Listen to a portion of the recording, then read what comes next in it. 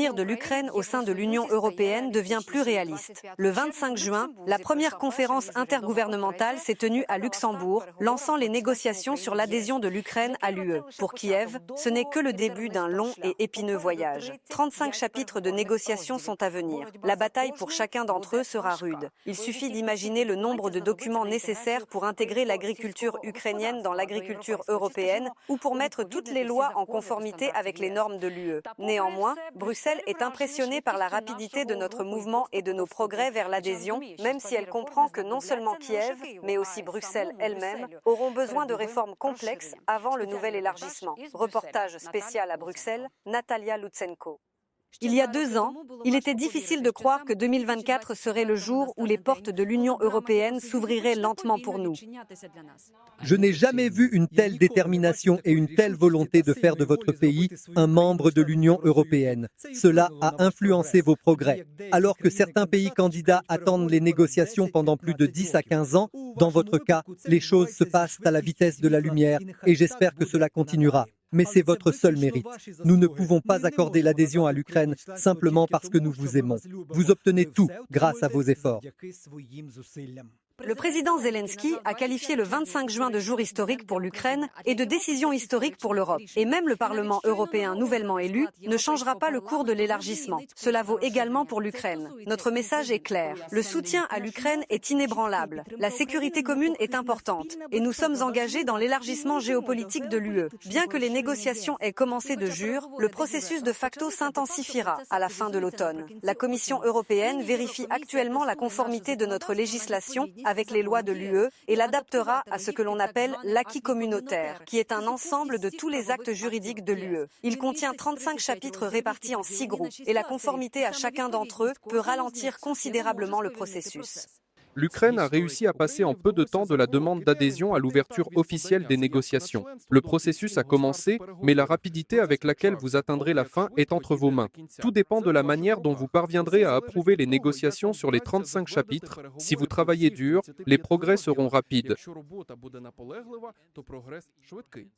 Chaque négociation est initiée par une décision distincte du Conseil de l'UE, ce qui signifie que la Hongrie ou quelqu'un d'autre sera tenté d'opposer son veto et de ralentir le processus. Nous ne devons pas oublier que la Commission européenne, dirigée par Ursula von der Leyen, évaluera constamment le parcours de l'Ukraine et fera un rapport sur notre degré de préparation à l'adhésion finale. Le facteur Orban constitue une menace sérieuse. L'ami de Poutine met systématiquement des bâtons dans les roues des Ukrainiens et utilise son droit de veto. Le dernier message du Premier ministre hongrois est constitué de 11 demandes adressées à Kiev concernant les minorités nationales, mais rien n'arrête Bruxelles. Nous ne voyons pas pourquoi la Hongrie devrait retarder artificiellement les progrès de l'Ukraine. Les négociations d'adhésion sont lancées avec le consentement des 27 États. L'ouverture et la fermeture des chapitres se feront avec le consentement des 27 États.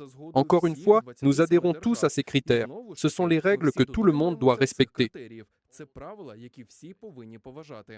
Mais jusqu'à présent, Orban n'a fait que niveler les règles de l'Union européenne. Il n'y a pas de règles pour une ferme à robots russe qui diffuse des récits anti-ukrainiens en Europe et perturbe constamment le processus d'adhésion. Au fil des ans, la plupart de leurs documents de propagande sont devenus prévisibles et les récits sont déjà connus et souvent primitifs.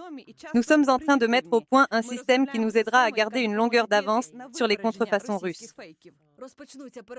Les négociations débuteront très probablement par une évaluation du travail des institutions démocratiques et du système judiciaire. La pierre angulaire est la corruption. Les membres de l'Union européenne sont parfois freinés par des scandales de corruption et de vol en Ukraine. Très souvent, lorsque j'entends des critiques sur un nouveau scandale de corruption en Ukraine, ma réponse est la suivante, c'est peut-être parce que le système de lutte contre la corruption a commencé à fonctionner. C'est peut-être parce que le système anticorruption a commencé à fonctionner, c'est pourquoi ces affaires sont révélées plus souvent. Oui, il s'agit d'un problème grave, mais des solutions ont été trouvées. Toutefois, il s'agit d'un processus de longue durée. L'Union européenne elle-même devra être réformée. Il y aura plus d'États et les décisions unanimes seront plus difficiles. L'état de droit sera amélioré, le budget sera augmenté et la politique agricole sera modifiée. L'Ukraine est le plus grand pays d'Europe qui aura besoin de subventions appropriées, ce que vaut notre puissant secteur agricole. Cela nécessite de notre part de nouvelles approches politiques. Par exemple, tous les agriculteurs, ukrainiens, français ou espagnols, doivent être soutenus de manière égale.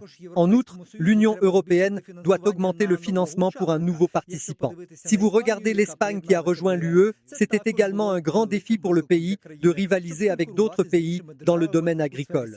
Mais nous avons toujours su nous adapter aux nouveaux membres. Et l'entrée de l'Ukraine sera un moteur important pour notre avenir et pas seulement pour vous. Les changements internes dans l'Union européenne prendront jusqu'à 5 ans, et en Ukraine pas moins. Bien sûr, ce processus peut être entravé par la guerre, mais dès que l'Ukraine deviendra membre de l'Union européenne, les avantages deviendront évidents. Nous avons vu comment les différents pays qui faisaient partie de l'Union européenne ont amélioré leur économie au cours des 10 à 20 dernières années, grâce aux quelques 500 millions de consommateurs du marché unique. C'est grâce aux quelques 500 millions de consommateurs que compte le marché unique qu'une économie comme celle de l'Ukraine peut tirer son épingle du jeu. Vous disposez d'un secteur agricole solide, d'un secteur informatique développé et de travailleurs hautement qualifiés. Bien sûr, il y aura la question de la migration de la main-d'œuvre, mais nous la résoudrons, nous nous mettrons d'accord. Et surtout, nous devons tous vaincre la Russie et son agression, rétablir la paix pour l'Ukraine et l'Ukraine elle-même. Outre l'Ukraine, l'Albanie, la Turquie, la Macédoine du Nord, le Monténégro, la Serbie et la Moldavie participent aux négociations. Bien que les dirigeants européens soient optimistes à l'égard de Kiev, les négociations se heurtent à de nombreux obstacles. La corruption belliqueuse, les bras longs du Kremlin dans l'UE et le facteur hongrois. Nous devrons serrer les dents et non seulement nous améliorer, mais aussi affronter l'ennemi et éviter d'autres obstacles. C'est ce qu'on dit à Bruxelles. L'Ukraine se rapproche de l'UE à la vitesse de la lumière, mais très souvent cette lumière ressemble à celle d'un générateur avec des interruptions. Єдині новини.